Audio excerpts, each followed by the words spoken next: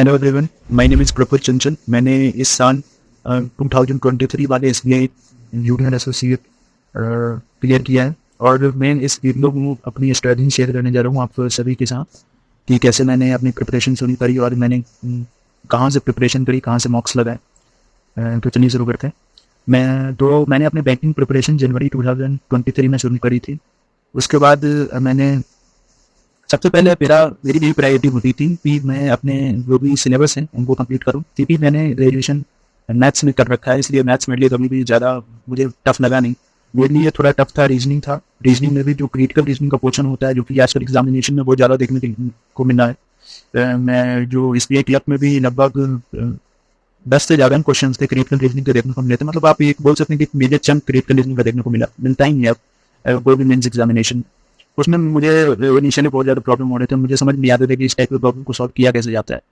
तो मैंने अपनी प्रिपरेशन जब शुरू करी थी तो मैं सबसे पहले यही प्रायोरिटी रखा था मैंने कि मैं अपनी सारे सिलेबस को पहले टाइम पे कंप्लीट करूं। फिर उसके बाद मैंने जब सारी एक एक करके पहले क्वांट को किया, मैंने कंप्लीट क्वांट मेरी जल्दी कंप्लीट हो गई थी। रीजन मैंने आप लोगों को पहले बता दिया। उसके बाद मैंने इंग्लिश कंप्लीट करी, फिर मैंने रीजनिंग कंप्लीट करी। रीजनिंग कंप्लीट करने में मुझे थोड़ी ज़्यादा टाइम लगी थी, क्योंकि रीजनिंग मैंने इससे पहले कभी भी नहीं पढ़ा। उसके बाद तब जाके मैंने GE पढ़ना शुरू किया और ऐसे करते करते लगभग मुझे 4-5 महीने लग गए थे। तब तक आई थिंक कि RRB के एग्जामिनेशन भी आने लग गए थे और मैं RRB PO में क्वालिफाई नहीं कर पाया था फर्स्ट। और फिर मैं RRB क्लर्क में मेरा प्री क्लियर हुआ, तो मैं उसके जब मेंस एग्जामिनेशन में बैठा, हालांकि उसका एग्जामिनेशन बाकी बैंकिंग एग्जामिनेशन से थोड़ा लो होता है, उतना टफ नहीं होता। फिर भी मुझे लगा कि मतलब बहुत ज़्यादा नीड है कि अगर आप करंट अफेयर बहुत अच्छे से करें और जो भी क्वेश्चंस आप कर रहे हैं उनमें भी आपकी क्लैरिटी होनी बहुत ज़्यादा जरूरी है। क्योंकि अगर जब तक आप क्वेश्चंस के बेसिक फाउंडेशन को नहीं समझोगे तब तक आप उससे रिलेटेड और कोई क्वेश्चन आ जाएगा तो आप उसको कर नहीं पाओगे अच्छे से। तो मेरी यही प्रायोरिटी बनी जब मैंने मॉक्स लगाने शुरू किए, जब मैं एग्जाम फेस करना शुरू किया, तो मैं समझ गया कि ये जो बैंक एग्जामिनेशन है ये कंसिस्टेंसी की गेम है, ये एक्यूरेसी की गेम है। और अगर आप कंसिस्टेंट रहते हो और मॉक्स में अगर आप अपने लगातार परफॉर्मेंस ग्राफ को चेक कर रहे हो, अपने एनालिसिस को सही से कर रहे हो, और सबसे बड़ी बात है कि पेपर के अंदर आप जाकर फंबल नहीं कर रहे। आप सबसे पहले इस लेवल की प्रिपरेशन आपकी हो जानी चाहिए कि आप जब पेपर में बैठ रहे हो तो आपको इतना कॉन्फिडेंस होना चाहिए कि यार पेपर तो मैं क्लियर कर ले जाऊंगा। और ये कॉन्फिडेंस आपको दिलवाएगा स्मार्ट किडा मॉक। और स्मार्ट किडा के जितनी भी प्रोडक्ट मार्केट में है वो सभी कहीं ना कहीं बहुत ही ऑथेंटिक हैं और अपने आप में ही एक वो लेवल को शो करती है जिस लेवल पे अभी तक मार्केट में कोई और मॉक्स नहीं उतर पाए। स्मार्ट किडा के मॉक्स जब मैंने लगाने शुरू किए थे तब मेरी कॉन्फिडेंस बहुत ही बढ़ गई थी और मैं जब उसमें स्मार्ट किडा में मेरे 90% आने शुरू हुए तो मैं कहीं ना कहीं ये समझ गया था कि मेरा किसी न किसी बैंक एग्जाम में सिलेक्शन जरूर होगा। और चूंकि मेरा फर्स्ट ईयर था तो मेरे पास उतना एक्सपीरियंस थे नहीं, फिर भी मैं कॉन्फिडेंट होता गया जैसे जैसे मैंने मॉक्स को एनालाइज किया, जैसे जैसे मैंने मॉक्स में अच्छे से परफॉर्म करना शुरू किया। फिर मैं धीरे धीरे करते करते वो सारे मॉक्स को मैंने लगाने शुरू किए, ढंग से एनालाइज करना शुरू किया। इसी बीच मुझे अनिल सर के बारे में पता चला। मैं यूट्यूब पे उनको ही फॉलो करता था, कोई भी नोटिफिकेशन या कोई भी ट्रबल हुआ मैं उनसे कांटेक्ट करने की कोशिश करता था। कई बार मेरी बात हो जाती थी चैट सेक्शन में, वो रिप्लाई कर ही देते हैं अगर कोई मेजर क्वेरी बनकर यूट्यूब पे आई है तो अनिल सर का बहुत बड़ा रोल था, बहुत हेल्प मिला, बहुत ज़्यादा मोटिवेशन मिली अनिल सर से।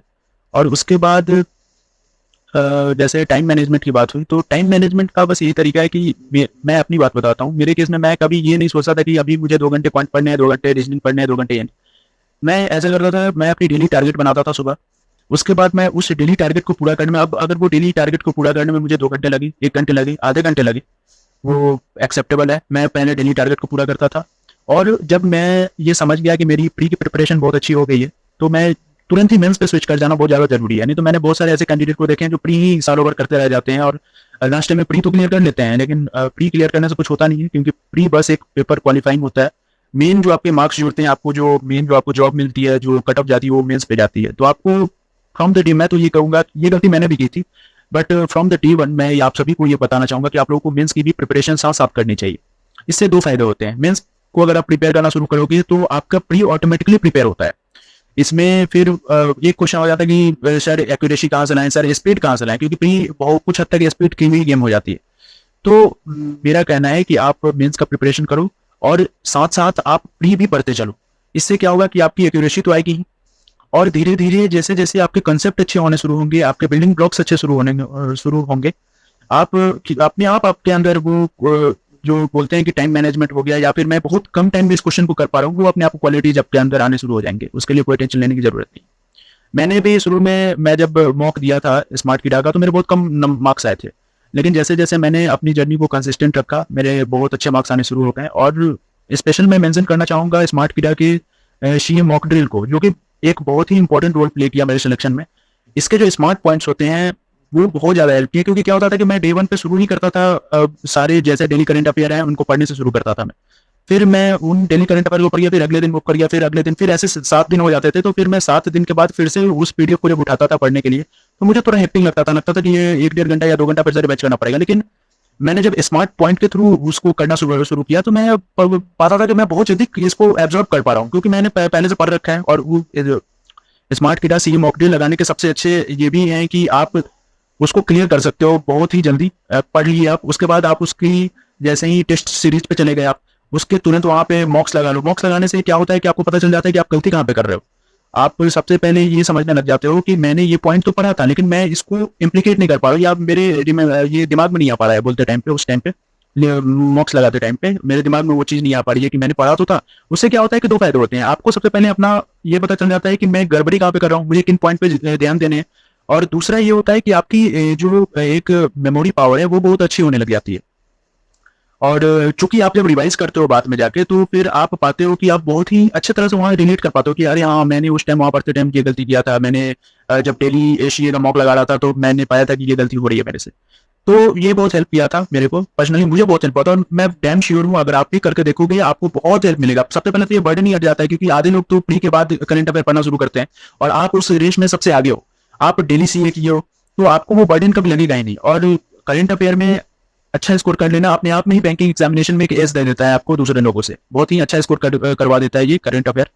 और फिर लास्ट थिंग ये था कि फैमिली सपोर्ट की बात होती है, तो मेरी माँ जो है, मेरी मदर ने मुझे बहुत ज़्यादा सपोर्ट किया है प्रिपरेशन के टाइम पे। मैं कभी कभी लगता था कि नहीं कर पाऊंगा, नहीं हो रहा है, फ्री होता है मीन्स नहीं हो पाता है ये वो, तो मेरी माँ बोलती थी कि बेटा ये आपका पहला अटेम्प्ट है, पहला सन है, आप करो, जरूर होगा। फैमिली बहुत ही सपोर्टिव थी, मेरी मम्मी, मेरे पापा, मेरे भाई, मेरे बहन, सब लोग सपोर्ट करते थे बहुत अच्छे अच्छे तरीके से। सब लोगों ने मोटिवेट किया मुझे। मेरे टीचर्स स्पेशली मैं मेंशन करना चाहूँगा, मेरे जितने भी टीचर्स रहे हैं वो बहुत ही ज़्यादा सपोर्टिव रहे हैं। और अगर वो नहीं होते तो मैं शायद ये क्लियर नहीं कर पाता कभी भी। और ऑफ कोर्स मैं जाते जाते ये बोलना चाहूँगा कि स्मार्ट किडा इज द बेस्ट, इससे बेस्ट अभी कोई नहीं है मार्केट में। आप मुझ पर ट्रस्ट करके ये ले सकते हो, ये प्योरली ऑथेंटिक है, बशर्ते कि आपको पढ़नी पड़ेगी। अब ऐसा नहीं होता है कि मॉक ले लिए, पढ़ाई नहीं कर रहे हैं तो उससे कुछ नहीं होगा। मॉक लो, प्रॉपर पढ़ो, मॉक्स लगाओ, एनालाइज करो, और आप पक्का इस एग्जाम को क्लियर कर ले जाओगे। Thank you.